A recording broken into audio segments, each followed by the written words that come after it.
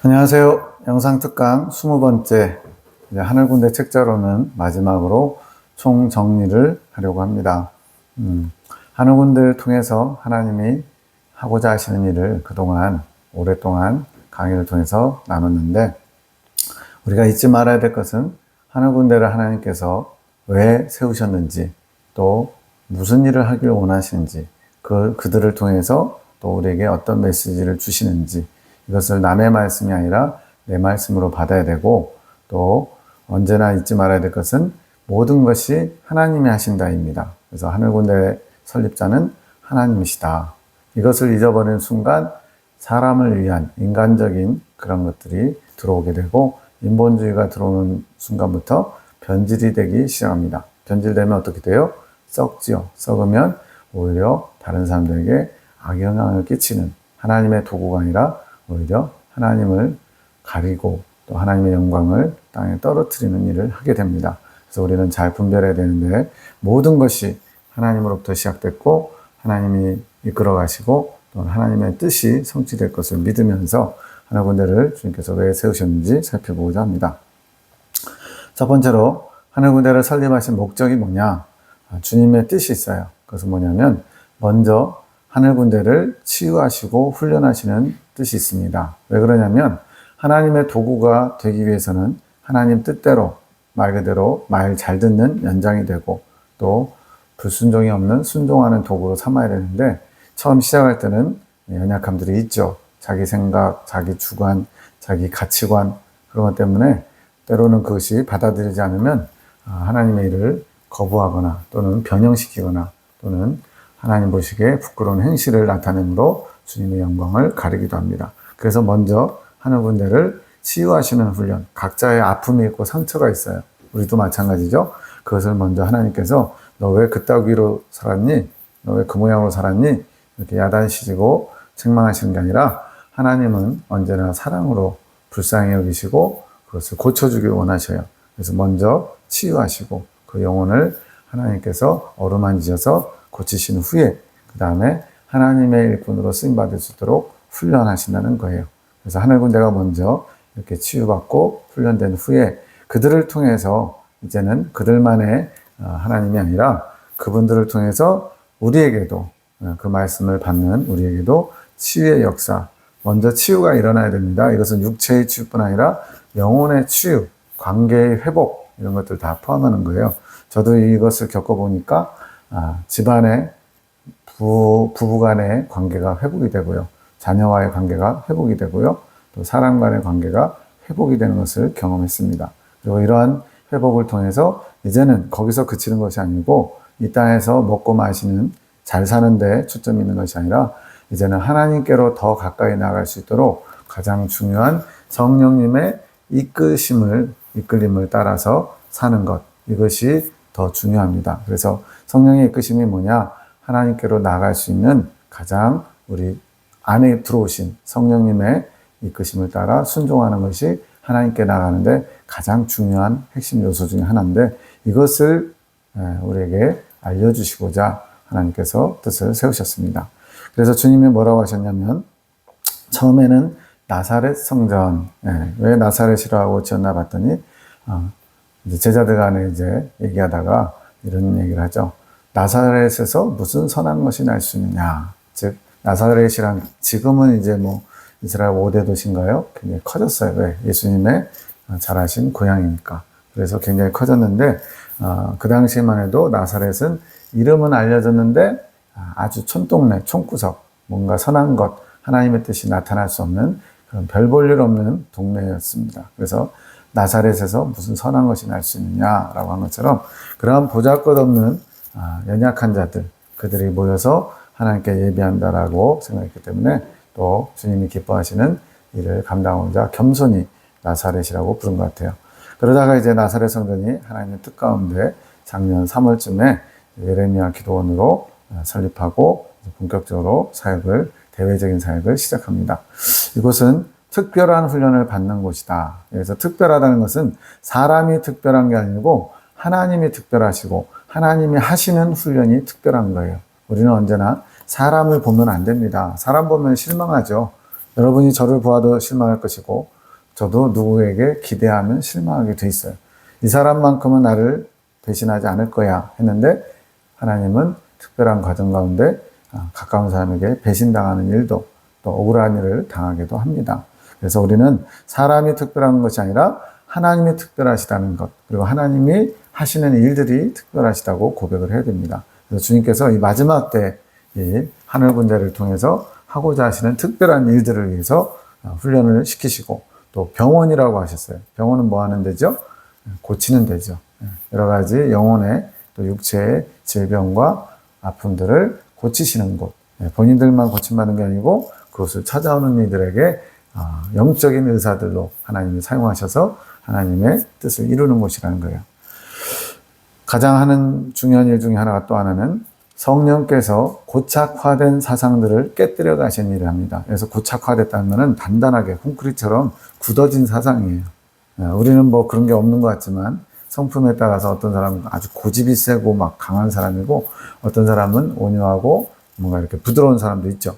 근데 이런 어떤 성향이나 기질을 얘기하는 게 아닙니다. 뭐냐면 하나님 중심적이어야 될 우리의 생각과 사상들이 하나님과 상관없는 또는 하나님을 오히려 거부하고 밀어내는 그러한 고착화된 인간적인 생각과 자기중심적인 사상들로 가득 차 있는 게 현실이라는 거예요. 저도 그런 줄 몰랐어요. 근데 제가 가지고 있는 그 틀, 이것이 하나의 안전한 보호막이 되기도 하지만 하나님의 뜻과 부딪힐 때는 이것이 단단한 자기 방어막이 됩니다. 그래서 하나님께서 하고자 하시는 일을 이루지 못하도록 막는다는 거예요. 그래서 이런 고착화된 사상들을 깨뜨려가기 위해서는 물론 사람의 어떤 권면이나 지혜로운 말들도 필요하지만 사람은 할 수가 없어요. 거의 없어요. 그래서 성령께서 강력하게 영적인 그런 것으로 역사하셔야만 그런 사상들이 깨져갑니다. 왜 이걸 깨뜨리시느냐? 하나님 중심으로 바꾸시기 위해서. 나 중심적, 인간적인 그런 것들을 하나님 중심으로 성령께서 바꾸시려고 깨뜨리시는 거예요. 당연히 믿었던 것이 깨지면, 자기가 중요하다고 여겼던 것들이 깨지면 아픔이 있고 고통이 있어요. 근데 그것이 빨리 깨질수록 좋습니다. 그게 깨지지 않으면 깨지지 않으려고 발버둥 칠 때 더 고통스러운 거예요. 그래서 어떤 것을 일을 할 때 뭔가 이렇게 해설 때 이게 깨지면 차라리 빨리 그 일을 진행할 수 있는데 안 깨지잖아요. 그럼 반탄력이 생겨가지고 더 충격이 강하게 됩니다. 그래서 일하시는 분들이 잘 아는데 차라리 깨지면 덜 다치는데 안 깨지면 더 어려운 상황이 되기도 해요.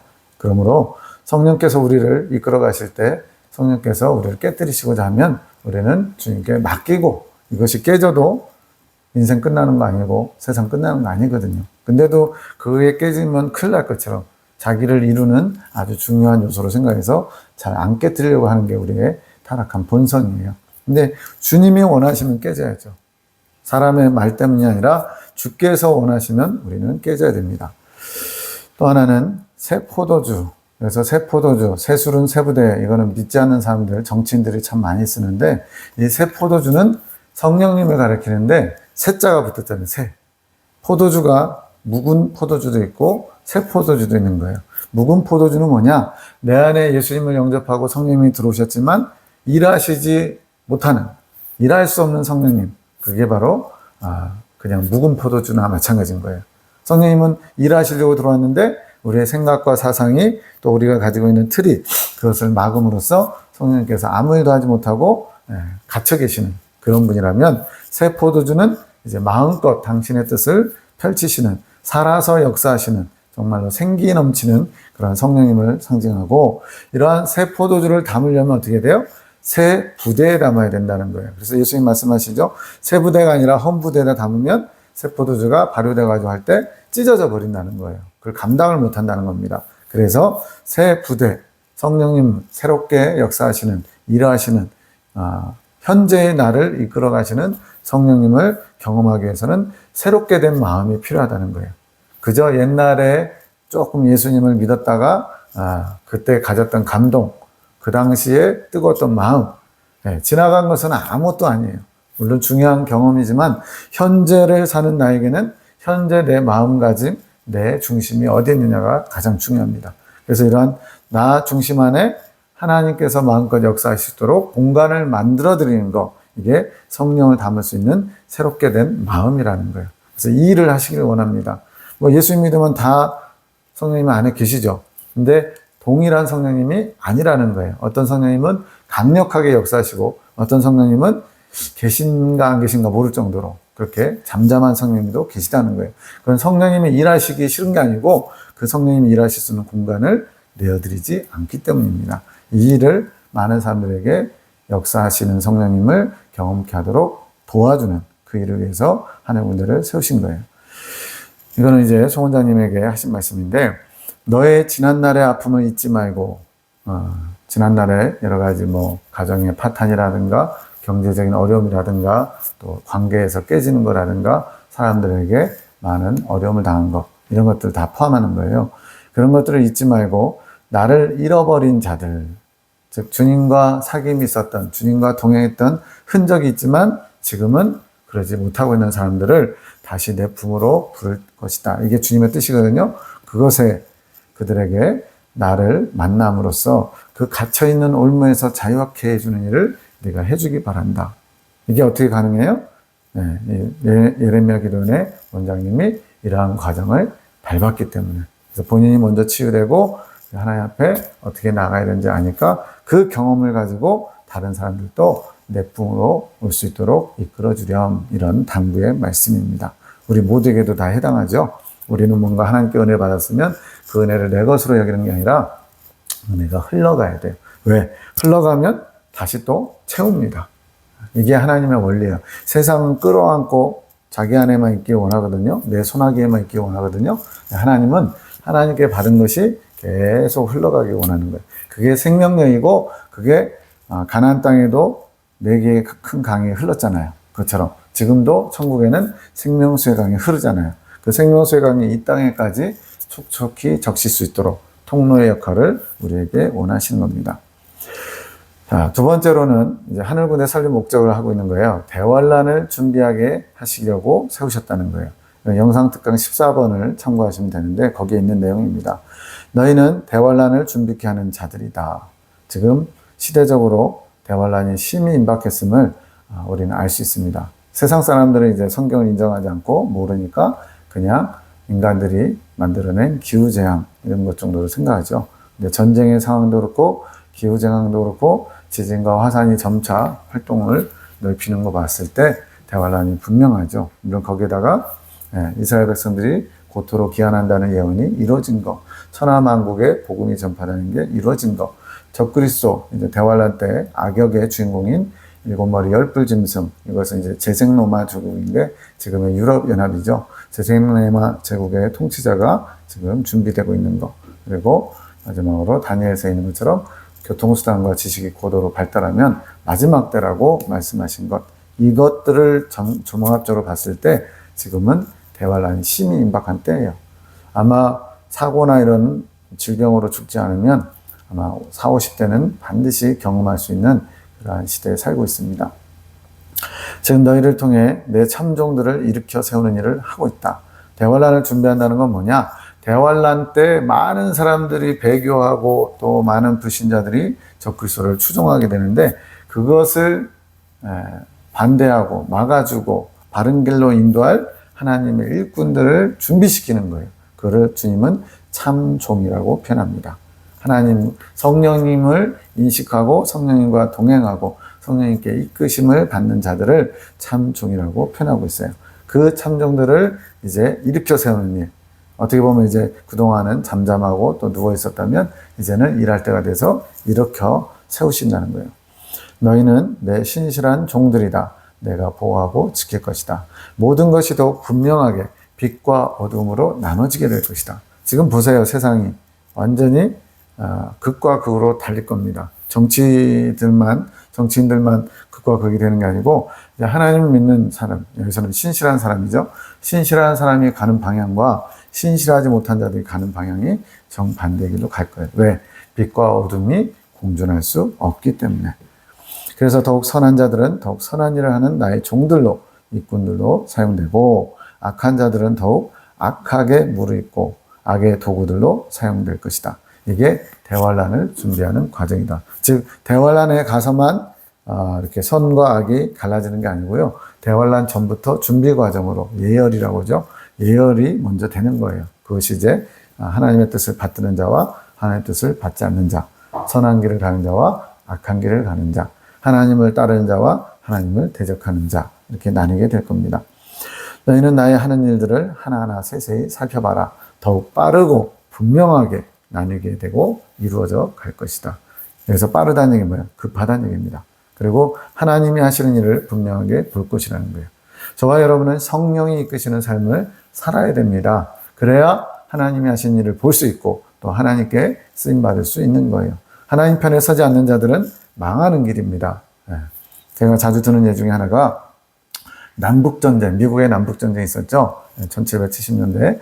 그때 남북전쟁에 1800년대인가요?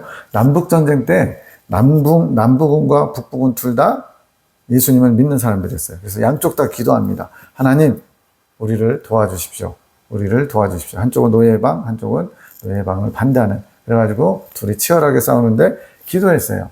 하나님, 제 편이 돼주십시오. 그랬더니 결과적으로는 이제 북군이 이깁니다. 그래서 노예방이 이루어지죠. 링컨 때인데. 이 북군이 하나님께서 기도해서 북군의 기도를 들어주셨다기보다는 저는 관점을 좀 바꾸고 싶어요. 바로 북군이 하나님 편에 서 있었던 거예요. 하나님의 뜻을 이루는 편에 서 있었기 때문에 하나님 북군을 승리케 하신 겁니다. 이거는 뭐 북군 편을 들었다, 남북군 편을 들었다 이런 개념이 아니라 북군이 하나님 편에 서 있었다는 게 중요해요. 저와 여러분도 이 혼탁한 시대에 하나님 편에 서 있는 것이 중요합니다. 정말로 내가 하나님 편에 서 있는지 하나님을 주시하고 주목하고 그분이 나를 통해서 일하시기를 기대하며 종의 자세로 있는지 잘 점검해야 됩니다. 이제부터 시작이다. 주님께서는 이제 뭔가를 하시려고 계획하고 계세요. 너희가 할 일이 많다. 믿음이 너희 통로를 더 열리게 할 것이다. 주님의 일을 하려면 어떻게 돼요? 주님의 마음을 알아야 되고 주님의 뜻을 받아야 되는데 그걸 모르면 어떻게 돼요? 기도해 봤는데 어떤 사인이 없어요. 그러면 이게 그냥 주님의 뜻일 것 같아 하면서 내 생각에 옳은 거, 내 생각에 중요한 거 이걸 하게 돼 있어요. 그래서 더 주님의 마음을 알 수 있는 통로들이 열려야 됩니다. 모든 것은 나를 믿는 믿음의 터 위에서 이루어진다. 나는 이미 너희와 함께하고 있다. 나를 믿는 믿음의 터. 그러니까 주님에 대해서 말 그대로 어린아이가 부모에 대해서 철석같이 믿는 것처럼. 어린아이가 부모가 나를 버릴 거라고 의심하면 어떻게 돼요? 맨날 엄마 나 버릴 거야? 엄마 나 버릴 거야? 노이로제 걸려 있겠죠. 제가 어린 시절을 기억하다 보면은 5살, 6살 이럴 때일 것 같아요. 버스가 그 당시에는 꽉꽉 차죠. 버스도 별로 없었고, 또 택시나 이런 거는 비싸기도 하고, 그래서 버스를 타면요, 앉는 건 둘째 치고, 서 있는데 사람들이 완전히 꽉꽉 차요, 시루처럼. 그러다 보니까 이제 부모님하고 같이 탔는데 떨어지는 거예요. 그러다 보면 이제 저는 불안한 겁니다. 그래가지고 내리는 데가 이제 뒤에 있었잖아요. 그때는 이제 안내양이 있었거나 또는 발판 밟으면은 딸깡딸깡 소리 나는 그거였는데, 그래가지고는 계속 제가 거기 쳐다보고 있더라고요. 왜 그랬을까요? 부모가 나를 놓고 갈까봐. 부모에 대한 저는 신뢰가 없었어요. 지금 생각해보면 불안했어요, 진짜. 그래서 때로는 이제 어떻게 하다가 제가 아이니까 어떤 사람이 비켜줘요. 그럼 부모가 거기 앉혀요. 그리고는 사람들에게 밀려가지고 딴 데로 가버려요. 그럼 나는 앉아있어도 불안한 거예요. 나를 놓고 내릴까봐. 그래서 매번 그 내리는 타임만 되면 그 내리는 데를 쳐다보는 거예요. 나 두고 내리는 것 같으면 빨리 뛰어내리라고. 부모를 신뢰하지 않는 아이는 거의 없잖아요. 특히나 더 어릴수록 더 그런 것처럼 저는 근데 신뢰하지 못했던 것 같아요. 여러분 그러지 마시기 바랍니다. 믿음의 터 위에 하나님을 향한 신실하신 하나님을 믿는 믿음의 터 위에 이루어지는 거예요. 다니엘서 12장 10절에도 많은 사람이 스스로 정결케 하며 회개할 것이나 악한 사람은 악을 행하리니 지혜 있는 자는 깨달으나 악한 자는 도무지 깨닫지 못한다고 말씀합니다. 정결케 되기 위해서 지혜 있다라고 스스로 생각하는 삶이 아니라 하나님이 주신 지혜, 하나님의 뜻을 또 하나님이 주신 성령님의 이끄심을 잘 받는 사람들이 지혜 있는 사람들이고 정결케 하는 일에 힘써야 돼요. 지금은 이 땅에서 먹고 마시고 성공하고 적당히 타협하고 누리는 시대가 아닙니다. 말 그대로 극과 극이 되는 거예요. 원래부터 기독교는 좀 극단적인 게 있는데 사람들에게 극단적으로 하라는 게 아니고 자기의 이익을 지키기 위해서 극단적으로 하는 게 아니고 하나님의 뜻을 이루기 위해서 우리는 이제 선택해야 돼요. 선이냐 악이냐, 하나님 편이냐 그 반대편이냐. 그것이 되어야만 대환란을 지나갈 수 있습니다. 세 번째로 하시는 일은 쉽고 행복한 길의 안내자로 세우시기 위해서 하늘 군대 세우셨어요. 영상 특강 8번에 있는 내용인데 나에게 순복하는 게 겸손이다. 우리는 겸손 그러면 뭔가 자세적으로 태도적으로 온유하고 이렇게 손 모으고 다소곳한 모습을 겸손하다고 얘기하죠. 말투도 그렇고 물론 그것도 겸손은 맞아요. 사람에 대한 겸손이에요. 근데 하나님에 대한 겸손은 뭘까요? 하나님 앞에 물론 이제 공손히 해야 되지만 주님이 원하는 건 중심이에요. 그 중심이 하나님 앞에 순복하는 자세, 주님의 뜻을 따르고자 하는 자세, 그게 종의 자세거든요. 나에게 불순종하는 게 교만이다. 거들먹거리고 뭐 목에다 힘준다고 교만, 그것도 교만이지만 주님의 뜻이 나타나는데도 내 뜻과 맞지 않는다고 거부하거나 등 돌리는 것이 불순종이 교만이라는 거예요. 사람들은 자기 기준으로 판단한다. 아, 저 사람은 겸손한 사람, 아, 저 사람은 교만해. 근데 그게 사람 기준일 때가 많다는 거예요. 그런 거에 신경 쓰지 마라. 누군가가 너에게 교만하다고 할지라도 나는 너를 겸손하게 본다. 하나님이 겸손하다 그러면 겸손한 겁니다. 사람이 아무리 교만하다면 해도 하나님 겸손하다는데 어떻게 할 거예요? 기준은, 잣대는 하나님이에요. 우리가 왜 성경을 켜놓은 잣대라고 합니까? 하나님의 말씀이니까. 그것을 우리는 잊으면 안 됩니다. 교만한 자들은 내가 사용하지 않는다. 성경에도 나오잖아요. 겸손한 자에게 은혜를 베푸시고 교만한 자는 물리치신다 그랬어요. 교만한 사람들은 사용하지 않는 이유가 뭘까요? 하나님마저도 아나무인이거든요. 아주 그냥 자기가 다 한다고 그러거든요. 그러니까 나중에는 하나님도 나한테 까불면 혼난다고 이런 표현까지 하죠. 나만 바라보면 모든 것이 다 따라온다. 주님만 바라보면 모든 것이 따라온다. 주님을 사랑하면 모든 것이 따라옵니다. 존경하는 어떤 선생님도 그렇게 말씀하셨어요. 생각의 시간도 낭비하지 마라. 지금은 시간 낭비할 때가 아니라는 거예요. 무엇을 먹고 마시고 입을까 염려할 때가 아니라는 거예요. 그냥 나만 바라보고 내가 이끄는 대로 하면 된다. 주님만 바라본다는 거 쉬울 것 같죠? 굉장히 어렵습니다. 왜?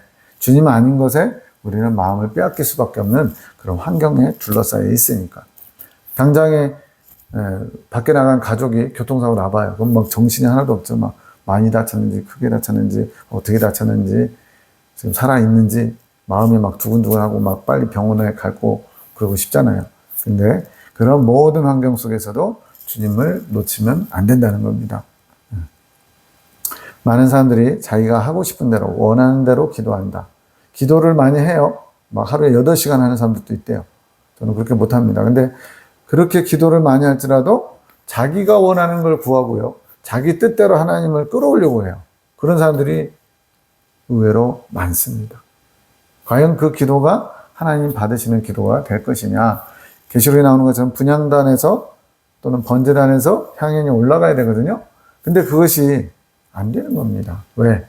하나님 보시기에 더럽고 역겨운 쓰레기 같은 걸 수 있으니까. 자기 욕심 채워달라고 구하는 거 하나님 다 들어주실까요? 내가 원하는 기도가 무엇인지 알려고도 고민도 하지 않는다. 이게 오늘날 우리 그리스도인들의 비극이에요. 하나님을 안다 하면서 하나님을 섬긴다 하면서도 하나님 뜻보다 내 뜻을 더 우위에 두는 것. 그래서 내 뜻을 이루기 위해서 하나님을 이용하는 사람들이 너무나 많습니다. 너는 잘하는 것이 없지만 나는 겸손한 자를 사랑한다. 겸손은 내 뜻을 구하고 내 뜻을 행하는 것이다. 겸손은 순종이라는 거예요. 겸손과 순종은 때려야 뗄 수 없는 관계. 그러니까 겸손한데 하나님 뜻에 잘 순종하지 않아. 이거는 틀린 말입니다. 순종 잘하는데 겸손하진 않아. 이것도 틀린 말입니다. 네, 순종 잘하는 것 같은데 겸손하지 않은 거는 사람 보기에 그런 거예요. 즉 사람에게 약간 무례해 보일 수는 있죠. 그래서 우리는 하나님께 겸손이 먼저고 그 다음 사람들에게도 겸손해야 돼요. 왜? 사람은 외향을 보거든요. 그 사람의 말과 행동을 보고 저 사람 신앙이 있네 없네 판단해요. 하나님은 중심을 보기 때문에 주님을 사랑하는 마음 또 주님께 순종하고자 하는 그런 마음을 더 귀하게 보기 때문에 겸손하다고 하는데 사람은 말하는 투, 말하는 행동하는 것 또 나에게 대하는 태도 이런 걸 보고 겸손하다고 하거든요. 그래서 우리는 이게 우선순위가 바뀌면 안 돼요. 하나님께 먼저 겸손이 중요합니다. 그리고는 사람에게도 겸손한 자세를 갖춰야죠. 그래야 사람들이 인정하고 우리를 통해서 말씀하시는 하나님의 뜻을 받으려고 하니까. 우리가 막 교만해 보이고 막 무례해 보이면 안 받죠. 하나님 뜻은 둘째치고 난 저런 사람 말 안 들어 이렇게 됩니다.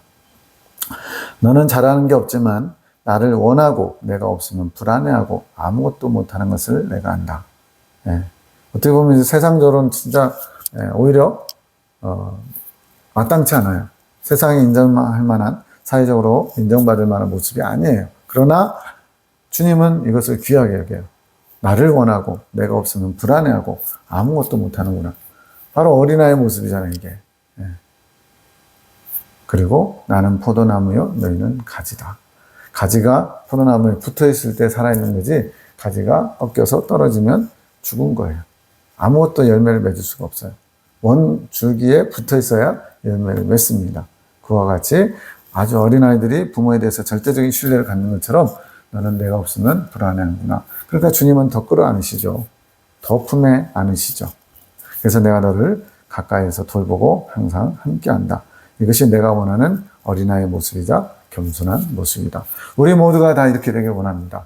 주님 없이는, 주님의 뜻이 나타나지 않으면 꼼짝 않고 그 자리에서 있는 거예요. 근데 기다리다가 주님의 뜻이 안 나타난다고 에이 몰라 그냥 내가 하고 싶은 대로 할 거야. 또는 이게 주님의 뜻이겠지 하고서 내가 세운 뜻을 주님의 뜻인 양 실천하려고 하는 거. 그게 바로 주님보다 앞서가는 겁니다. 주님이 말씀하실 때까지 우리는 기다려야 돼요. 때로는 기다려야 되고 때로는 가야 되고 이걸 반대로 하는 경우도 있더라고요. 주님은 기다려라 그랬는데 자기 마음이 급해가지고 막 먼저 가요.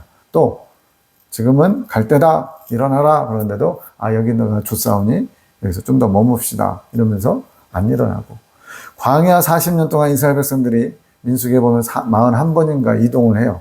뭐뭐 했다가 진치고 어디 갔다가 진치고. 근데 그 이유는 뭐냐? 천막에서 성막에서 구름기둥이나 불기둥, 구름기둥이 올라오면 출발하는 거예요. 어제 왔는데 겨우겨우 이제 다 짐을 풀었는데 오늘 구름기둥이 또 올라요. 그러면 그냥 가야 돼요. 싫어도 가야 돼요. 주님이 가라고 하니까. 또 이제 여기 주변을 보니까 너무 별로 안 좋아요. 근데 구름기둥이 멈춰요. 또 어떻게 해요? 멈춰야죠. 그 훈련을 광야에서 하는 겁니다. 우리도 마찬가지. 천국 들어가기 전에 천국 백성답게 하늘나라에서 하나님 중심으로 모든 것을 하나님이 이끄신 대로 순종하기 위해서 이 땅에서 하나님 명령에 순종하는 것. 내가 너희로 이 광야 40년 길을 걷게 한 것은 너희는 목이 곧은 백성이기에 내 명령을 지키는지 아니 지키는지 알려 하심이라. 신명기 8장 2절인가 말씀하잖아요. 즉 겸손과 순종은 동일한 겁니다. 하나님의 뜻에 순종하는 모습이 겸손한 모습이고 겸손한 자는 하나님께 순종하게 돼 있어요. 너를 통해 나의 뜻을 가르칠 것이다. 나의 뜻을 모르니 당연히 내게 나오는 길을 알 수 없고 어려움을 겪는다.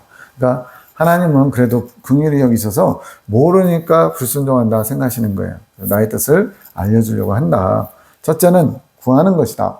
내가 원하는 것을 구해야 되는데 자기들 마음에 품은 거, 자기들이 원하는 거, 자기들이 중요하다고 생각하는 것을 구하니까 첫 단추부터 잘못 깨는 거예요.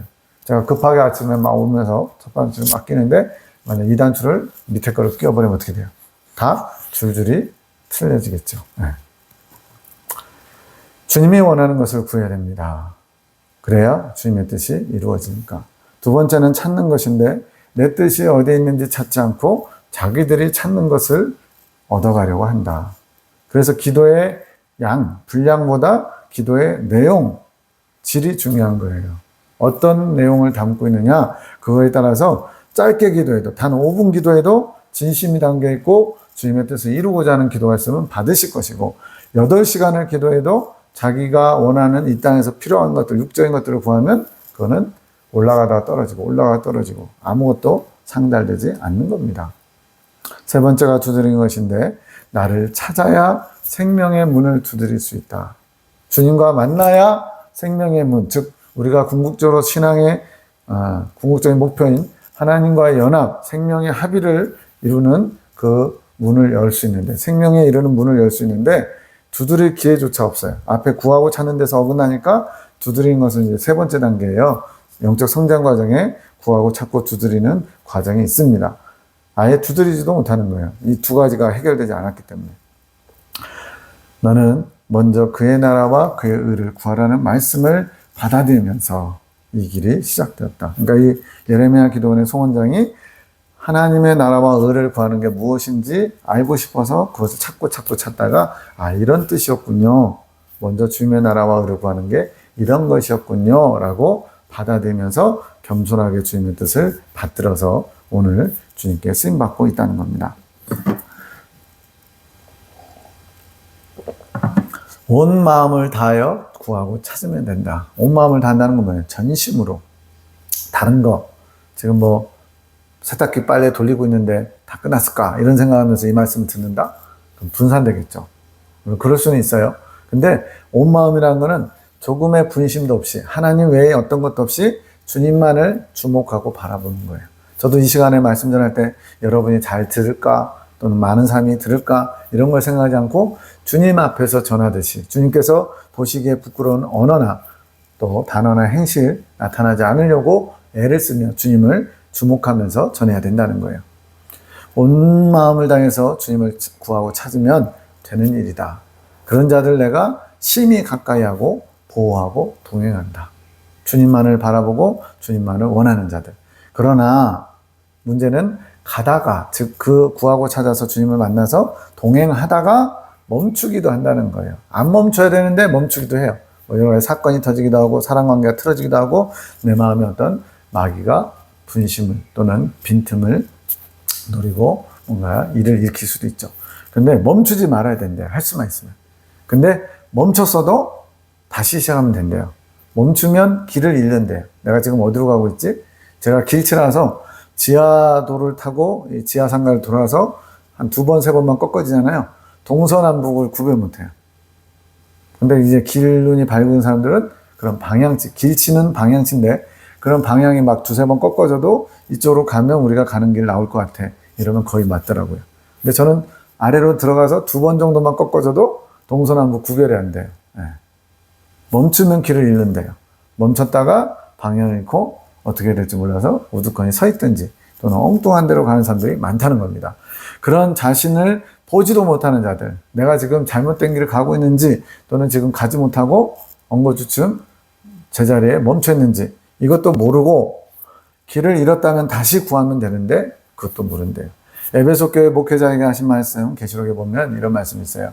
너는 이런 많은 일들을 했다. 그런데 아쉽게도 처음 사랑을 잃어버렸구나. 그 처음 사랑을 어디서 잃어버렸는지 돌이켜서 다시 그 첫사랑을 회복하라고 주님이 권면하십니다. 내가 지금 뭔가 영적으로 침체되어 있거나 다운되어 있거나 멈춰 있거나 또는 주님 보시기에 부끄러운 하루하루 살고 있다면 내가 왜 이렇게 됐지? 예전에 내가 주님을 만나서 주님과 함께 동행하던 그때가 있었다면 그때와 지금의 나의 차이는 뭐지? 도대체 어디서 문제가 됐지? 그 문제점을 찾으시고 다시 거기서부터 시작하시면 돼요. 먼저는 철저한 회개가 있어야 되겠죠. 주님을 놓친 거에 대해서. 주님이 우리를 놓아버린 게 아니고 우리가 주님을 놓아보는 겁니다. 나는 내 마음대로 갈 테니까 주님은 주님 길 가세요. 이런 식으로. 누구든지 쉬운 길이라고 말해주고 싶다. 누구든지 갈 수 있는 길. 특별한 사람들, 특별히 선택받은 엄청나게 의지가 강하고 모든 게 준비된 특공대 같은 사람들만 갈 수 있는 길이 아니라 누구든지 원하면 갈 수 있는 길. 누구든지 갈 수 있는데 아무나 갈 수는 없어요. 이게 말장난 같은데 누구든지 갈 수 있는데 아무나 가지 못한다는 건 무슨 말이냐? 누구에게나 하나님은 그 길을 갈 수 있도록 허락하셨고 열어주셨어요. 근데 아무나 왜 못 가느냐? 이렇게 말씀을 했는데도 그 말씀을 귀하게 여기고 붙잡고 가지 않으려는 사람들, 그런 사람들은 아무나가 되는 거예요. 아무나 갈 수 있지는 않아요. 그래서 행복하고 쉬운 길입니다 얘기하면 무슨 연단의 과정이 쉬울 수가 있어? 잘못된 거야 라고 쉽다라는 거에만 초점을 맞춰서 거부하는데 쉽다라는 것은 내가 마음대로 할 수 있다는 얘기가 아니에요. 주님께서 쉽고 행복한 길로 인도하기를 원하시고 나는 거기에 순종하면서 가는 거예요. 그래서 그 과정 자체는 어려울 수 있습니다.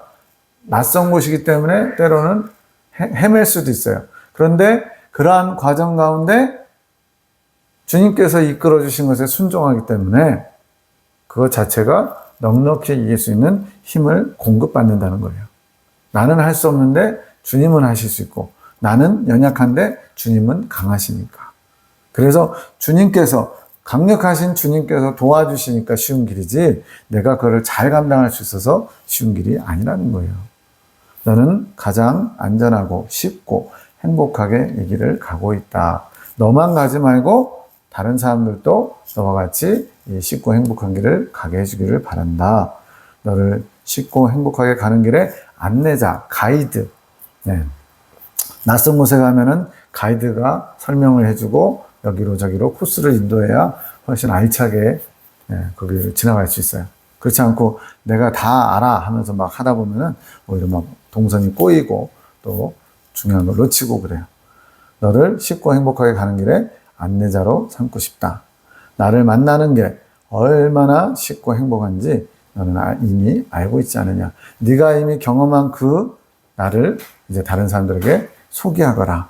나는 너를 나에게 오는 길에 안내자로, 그 길을 잘 알지 못하는 자들에게 협력할 자로 너를 사용할 것이다. 많은 사람들이 길을 잘 찾지 못하는 거예요. 그래서 네가 찾은 그 길, 구하고 찾고 두드리는 그 행복하고 쉬운 길을 다른 사람들에게도 전달해 주렴. 그리고 그들에게 가이드처럼 안내해 주렴. 협력해 주렴. 주님이 부탁하고 있는 겁니다. 네 번째로 참종을 세우는 사명이 있습니다. 누가요? 하늘군대를 통해서 참종들을 세우시겠다는 거예요. 앞서 한번 언급했지만 하늘군대를 통해 참종을 일으키시고 그들에게 쉬운 길을 가르쳐주길 원하시는 주님의 계획이 있습니다.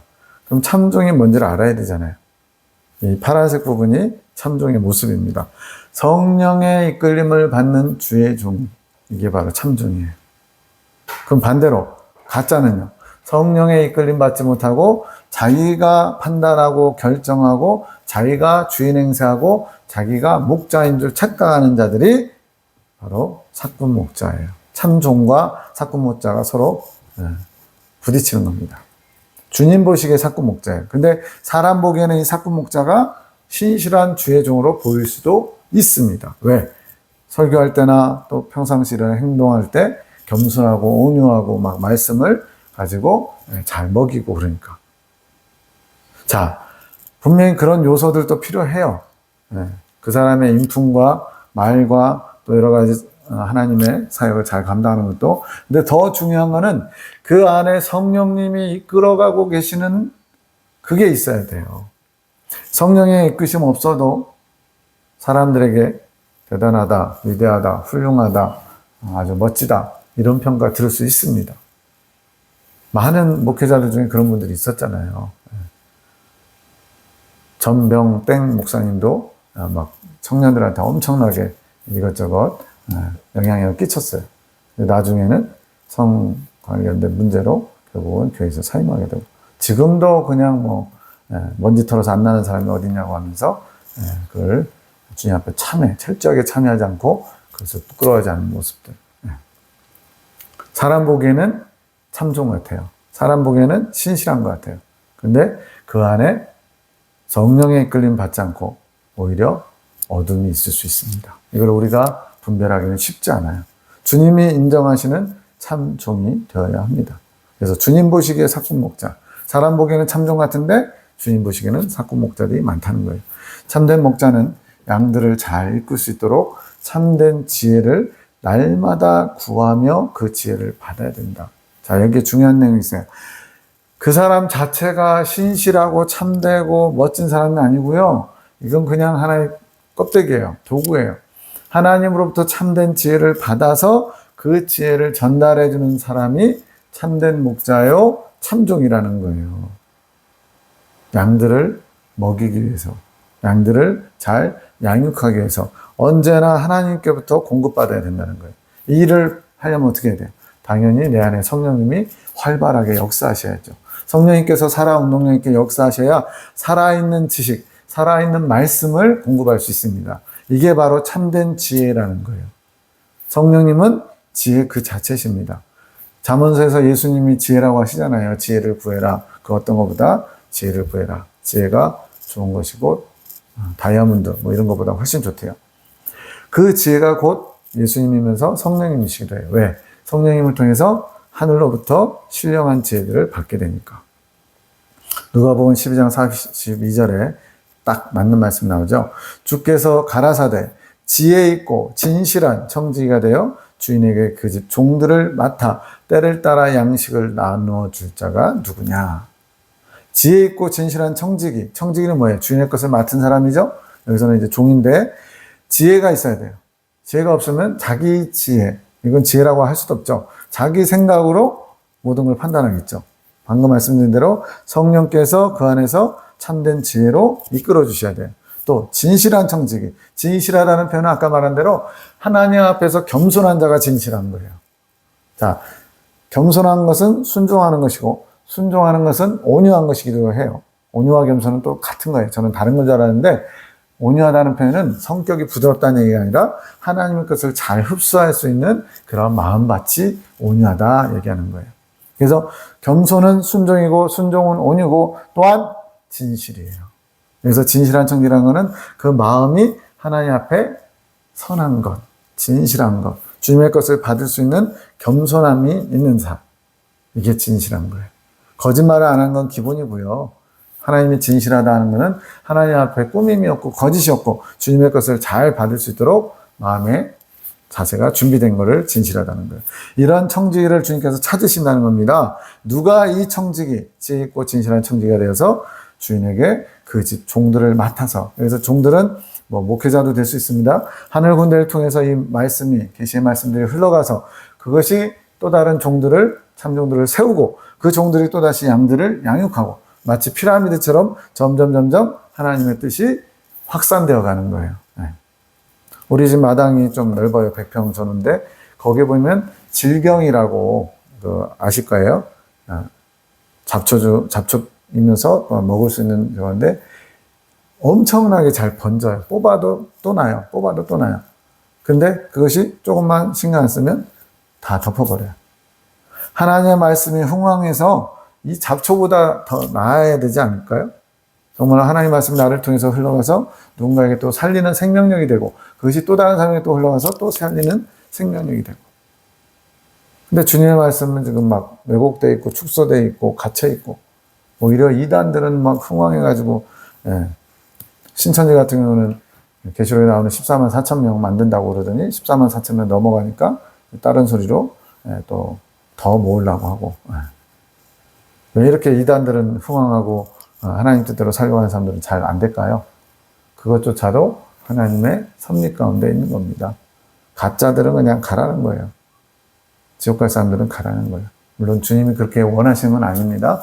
주님께서는 모든 사람을 다 하나님께로 이끌기 원하시지만 자기 욕심에 이끌려 미혹되는 자들을 하나님은 안타까이 여기시지만 그건 어쩔 수 없어요. 왜? 하나님은 우리의 마음의 화답을 통해 일하시거든요.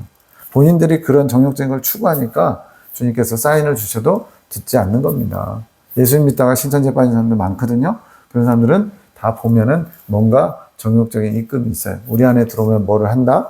우리가 지금 이만큼 바치면 나중에 이만큼 받을 수 있다. 이런 것들. 욕심에 이끌려 미혹됨이라고 말씀합니다.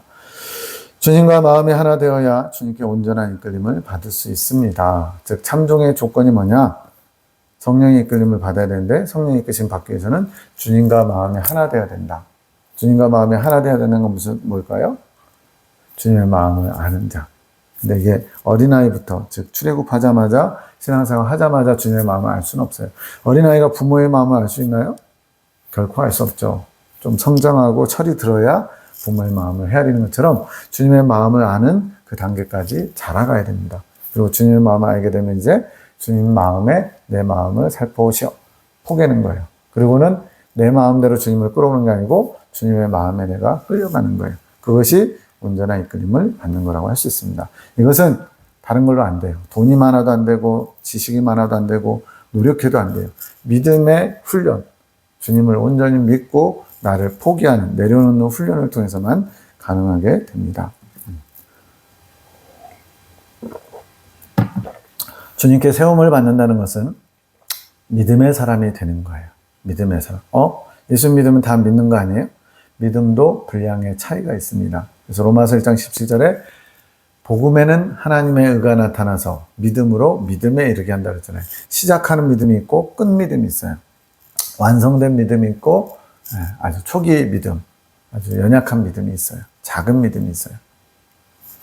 믿음의 사람이 되어야만 주님께 온전히 시험을 있지만 그렇다고 이 완성된 믿음이 아닌 사람들은 아무것도 아니냐? 아닙니다. 그 믿음으로 믿음에 이르는 과정에 있는 사람들도 믿음의 사람이 되는 과정의 훈련을 통해서 하나님이 믿음의 사람으로 세우신다는 거예요. 믿음이 뭐냐? 바라는 것들의 실상이요, 보지 못하는 것들의 증거가 아니겠느냐? 실상이란 실제로 나타나야 되는 거다. 증거가 보여야 되는 거다. 그러니까 이 사람이 믿음이 있다면 믿음의 증거가 있어야 된다는 거예요. 믿음의 증거. 물론 뭐 기적을 행하고 능력을 행하고 이런 걸 말하는 게 아닙니다. 물론 그런 거는 나타날 수 있어요. 근데 그건 주가 아니고 부수적인 거예요. 병 고치고 뭐 귀신 쫓아내고 뭔가 대단한 능력 행하는 거, 은사적인 걸 얘기하는 게 아니라 은사도 성령의 나타나심인데 여기서 말하는 거는 하나님의 권능이 나타나야 돼요. 은사도 권능 중에 하나지만 그런 것보다 더 중요한 건 뭐냐? 영혼을 살리는 권능. 이 사람의 말 한마디에 한 영혼이 살아난다면 그게 권능이에요. 병 고치는 거나 귀신 쫓아내는 거나 다 하나의 현상이고 권능의 일부입니다. 더 중요한 거는 그 사람의 육체를 고치는 것보다 그 사람의 영혼을 살리는 게 더 중요해요. 왜요? 육체는 고쳐봐야 또 망가져요. 나이 들어봐요. 또 망가져요. 영혼을 살려야죠. 그래서 하나님의 권능을 받기 원하느냐? 믿음을 가져라. 믿음을 가져야만 성령의 권능이 너를 통해 나타날 것이다. 이걸 말씀하는 거예요. 이곳이 나의 권능이 임한 곳이며 그 권능으로 치유가 일어난다. 육체의 치유를 포함해서 더 중요한 영혼의 치유. 하나님께로 가는 길이 막혔던 사람들을 하나님께로 이끌 수 있는 그러한 치유가 일어난다는 겁니다. 나의 권능이 임하여 나의 일을, 나의 뜻을 이룰 종들이 필요하다. 이것이 나의 참 종이다. 주님의 권능을 받기 위해서는 먼저 믿음의 훈련을 해야 되고 믿음의 훈련을 한 사람들은 주님의 권능을 받을 뿐더러 주님의 뜻을 이룰 수 있다는 겁니다. 주님께 쓰임받고자 하는 사람들 많죠. 저도 처음에 예레미야 기도원 가가지고 주님의 뜻을 이루기 원합니다. 그랬더니 아직은 너는 준비가 안 됐대요. 네가 내 단에 설 준비가 됐다고 생각하느냐? 스스로 생각해봐라. 아니 지금 목회 지금 10몇 년 하고 있는데 왜 그러세요? 그러는데 지금 와서는 부끄럽게도 주님의 뜻을 온전히 받들지는 못하고 있더라고요. 알긴 알아요. 성경 지식이 좀 있어서 알긴 아는데 주님의 뜻을 온전히 받드는 게 아니고 그 뜻을 그냥 말 그대로 내 그릇에 내 마음대로 담아가지고 말 그대로 맛을 보여준달까요? 온전히 권능이 나타나지 않는 지식을 전달하는 차원의 정도, 그 수준으로 주님의 일을 감당했던 거더라고요. 지금에 와서 보니까. 그래서 여기서는 단순히 지식적인 전달, 하나님의 뜻은 이렇습니다라고 하는 그런 말씀을 전하는 게 아니고 그 영혼을 치유할 수 있는, 고칠 수 있는 완전 획기적인 전환점을 이룰 수 있는 능력이 나가야 된다는 거예요. 그 권능이 바로 하나님으로부터 오는 것이고 그것을 이루려면 내 안에 계신 성령님께서 나를 강력하게 장악하시고 이끌어 가셔야 돼요. 이게 참종이라는 겁니다. 나를 아프게 하는 사꾼 목자들이 너무나 많구나. 네. 사꾼 목자는 뭐예요? 주님을 감성팔이라고 그러죠. 주님팔이를 하는 사람들이 많다는 거예요. 주님을 이용해서 내 사리사욕을 채우는 자들. 그러면서 자신이 마치 주님인 양, 주님의 권능을 가진 자 마냥 행세하는 사람들. 그런 사람들 정말 많습니다. 저도 그런 사람 중에 하나였고요. 그것이 예수님의 가장 큰 아픔이다. 차라리 예수님을 대적하고 예수님 모른다 그러고 다른 데 구원이 있다 그러고 그러면 그냥 주님도 신경을 안 써요. 버린 자로. 그런데 예수님을 믿는다고 하면서 예수님 안에 있다고 하면서 예수님께 쓰임받고 있다고 스스로 자부하면서 주님의 뜻과 상관없이 주님 보시기에 부끄러움을 행하는 자들이 많다는 겁니다. 그래서 바울도 이렇게 얘기합니다. 하나님의 나라는 말에 있지 아니하고 오직 능력에 있다. 말로만 장황하고 말로만 하나님 사랑한다고 그러고 말로만 내가 하나님의 종이라고 떠들어봐야 소용없다는 거예요. 능력이 있어야지. 여기서 능력은 병 고치고 귀신 쫓아내고 뭐 그런 능력이 아닙니다. 그런 능력은 부분이고, 진정한 능력은 사람을 바꾸는, 사람의 심령을 치유하고 그 영혼을 하나님 앞에 세워주는, 그게 진정한 능력이에요. 영혼을 살리는 능력. 이것이 있는지 없는지를 내가 보겠다. 말만 풍성한 자들아 기다려. 내가 딱 가서 너의 능력이 정말 하나님께로부터 온 것인지 내가 확인할 거야. 이거는 바울의 얘기지만 주님이 우리에게 그걸 보시겠다는 거예요. 언제? 그날에. 너가 정말 지금까지 나를 위해서 내 뜻을 행했는지, 네 뜻을 이루기 위해서 행했는지 내가 보겠다는 겁니다. 자, 참종은 아까 겸손은 순종이고, 또한 온유고, 또한 진실된 거라고 했죠. 다 연결되는 것처럼 참종도 여러 가지 표현할 수 있습니다. 참종이란 성령의 이끄심을 받는 자, 즉 이 안에서 성령님이 주도권을 가지고 이끌어가는 자가 참종이에요. 성령님은 마치 내 액세서리처럼 따라오세요. 제가 앞장설게요. 제가 가는 길이 맞아요. 이런 사람은 참종이 아니라 사꾼 목자라는 거예요. 큰 지혜를 가진 자. 지혜가 아까 뭐라고 했어요? 하나님께로부터 오는 것이 지혜잖아요. 그 큰 지혜를 가졌다는 얘기는 성령님께서 저를 통해 마음껏 일하실 수 있다는 거예요. 주님의 지혜가 저를 이끌어간다는 겁니다. 주도권이 다 성령님에게 있는 거예요. 그게 큰 지혜를 가진 자고, 또 성장 과정, 영적 성장 과정으로는 아론의 쌍난지팡이를 지난 사람. 이거는 이제 성장 과정을 알아야 됩니다. 그래서 밝은빛 TV 유튜브 방송에 대사경에 많은 증거가 있습니다. 거기 보시면 영적 성장론 7번째 과목에 아론의 쌍난지팡이를 설명하는 내용이 있으니까 참고하시고, 여기 저희 영상에서는 4번째 믿음과 성령과 성장에 대한 말씀 가운데 자세히 설명되어 있어요. 하나님의 은혜를 통해서 큰 지혜, 이 큰 지혜는 주님을 아는 것이다. 저도 주님을 안다라고 나름대로 자부했어요. 왜? 성경 말씀을 꽤 알았거든요. 또 성경을 보고 어떤 좀 정리도 잘 됐거든요. 그래서 주님을 아는 줄 알았는데 지금 보니까 제대로 아는 것이어야 돼요. 주님이 원하는 만큼은 알아야 된다는 거예요. 그리고 이 주님을 아는 것도요, 다 아는 게 아닙니다. 그래서 아브라함은 어떤 사람이 입신해가지고 만나서, 아브라함이시여, 당신은 벌써 여기서 4,000년 이상 계셨으니까 이제 하나님에 대해서 충분히 해서 좀 아시겠네요. 그랬더니 고개를 절레절레 흔들면서 저는 아직 하나님의 발끝도 알지 못한다라고 대답했다는 거예요. 저는 그 말이 무엇인지 이제 이해가 돼요. 하나님은 광대하십니다. 우주보다 더 크시니까 하나님이신데 우리는 아직 우주의 끝도 못 봤어요. 무슨 허블 망원경, 그 다음에 더 그보다 훨씬 성능 좋은 망원경이 또 나왔는데, 그걸로도 몇 백억 광년을 넘어서서 몇천 조 단위의 광년, 1초에 30만 킬로 가는 그 빛의 속도로 몇천억 년을 지나서 도달할 수 있는 곳까지 보는데 그것도 끝이 아니래요. 그러니까 뭐 우리는 하나님을 내 틀 안에 집어넣으면 안 돼요. 틀 안에 집어넣는 순간 그건 하나님이 아니라 우상입니다. 하나님께서는 큰 지혜를 선물로 주기 원하십니다. 주님을 아는 것, 주님을 아는 것이 곧 성령님을 통해서 가능한 거예요. 그러나 이 계획이 이루어지려면 믿음과 원함이 있어야 된대요. 주님을 향한 믿음이 있어야 되고, 또 내 안에 간절한 소원이 있어야 돼요. 주님은 우리의 소원을 들으시고 받으시고 일하시는 분이에요. 그게 하나님 정하신 원칙입니다. 그냥 주시려면 주고 마시면 마세요 라고 해봐야 받을 수 있는 게 하나도 없어요. 간절히 원해야 됩니다. 절박하게 원해야 돼요. 그러면 주님께서 주실 것이다. 하늘 군대를 통해 큰 지혜를 준비하시고, 누구든지 하늘 군대에서 계시의 말씀을 받아들이고 이것을 사모하는 자에게 주시겠다는 거예요. 다른 이단들은 무슨 얘기예요? 나를 따라오면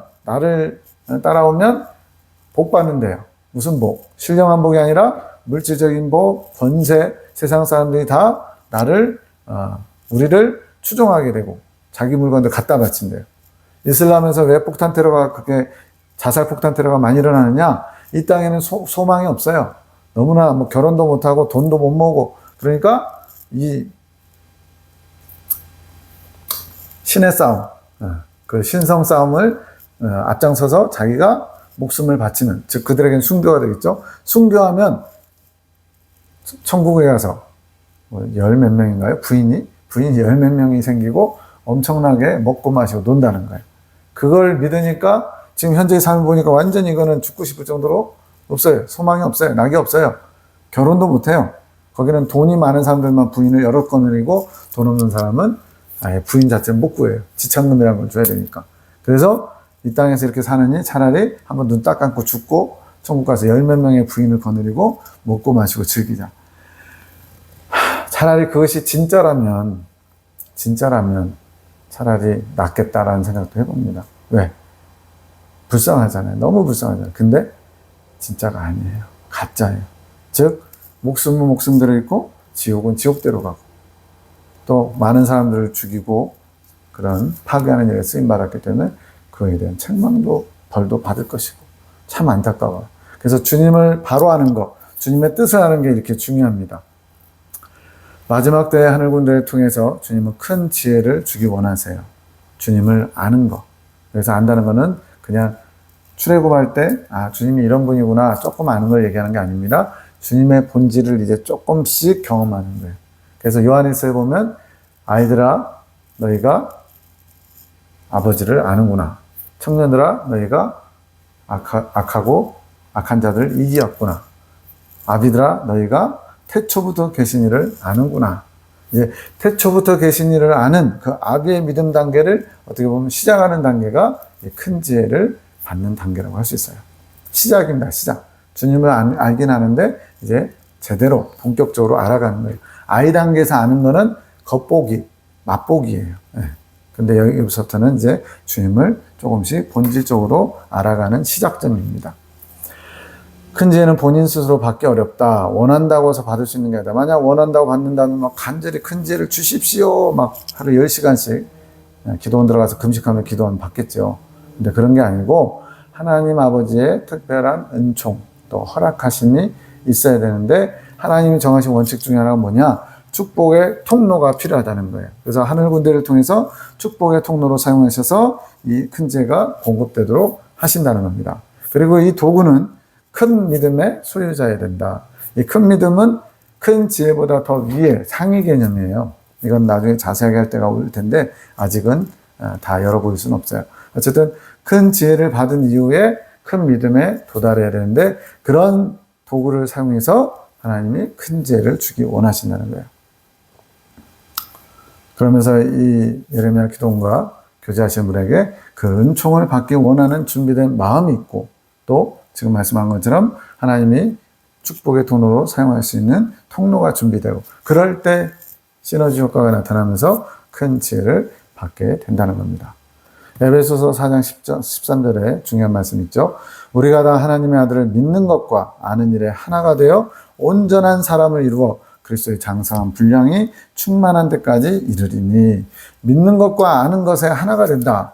이건 뭐 해석의 방향이 어디에 따라서 좀 달라지지만 제가 깨닫고 감동받은 건 뭐냐? 하나님 아들 믿는 건 뭐예요?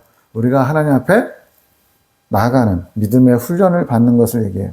안다는 건 뭐예요? 그 믿음의 훈련을 통해서 이제 하나님의 본질을 아는 겁니다. 지금 말씀하는 큰 지혜를 갖게 되는 거고 주님을 본질을 알게 되는 거. 근데 이것이 다 하나가 되어라는 거면 믿는 것도 성장해야 되고 아는 것도 자라야 돼요. 이 두 가지가 다 자랄 때에 비로소 온전한 사람이 된다는 거예요. 그리스도의 장성한 분량, 하나님이 원하시는 큰 믿음의 소유자 또 아비의 단계에 들어갈 수 있다는 거예요. 여기까지 말씀들을 살폈습니다. 하나님께서 주님의 뜻은 이 마지막 때에 참 종들을 일으켜 세우시기 원하시고 대환란을 준비하기 위해서 참 종들을 세우기 원하신다. 그리고 그 일을 감당하기 위해서 축복의 통로로 하늘 군대를 사용하시고 큰 지혜를 받은 자들 통해서 하나님의 뜻을 이루기 원하시는 거예요. 그래서 이런 축복의 통로, 저와 여러분 다 축복의 통로가 되기를 원합니다. 근데 그렇게 축복의 통로가 되려면 깨끗해야 돼요. 수도국에서 깨끗한 물을 보내주는데 그 가정에까지 이르는 파이프 관이 더러우면 소용없는 것처럼 하나님의 뜻이 온전히 전해질 수 있도록 축복의 통로는 깨끗해야 됩니다. 이러한 통로로 사용하시고 창조 목적의 회복을 위해서 하늘 군대를 세우셨다는 거예요. 근데 이 창조 목적의 회복은 굉장히 어렵기도 하고 또 아주 상위 개념이라서 나중에 차근차근 풀어갈 시간이 있을 겁니다. 지금은 입문 단계라서 이 부분을 다룰 수가 없어요. 창조 목적의 회복은 간단하게만 말씀드리면 하나님이 인간을 창조하신 목적이에요. 근데 그것이 아담과 하와의 타락으로 말미암아 그 창조 목적이 깨져버렸어요. 그래서 이 하나님 인간을 창조하신 목적, 궁극적으로는 하나님과 인간의 연합, 하나님과 인간이 하나 되는 것, 이게 창조 목적이에요. 그것이 틀어졌는데 그거를 회복시키는 것, 이게 창조 목적의 회복입니다. 주님께서는 우리에게 누구나 다 이 창조 목적의 회복을 이루길 원하세요. 그래서 나중에 더 자세히 풀어갈 때가 있을 겁니다. 장시간 수고하셨고요.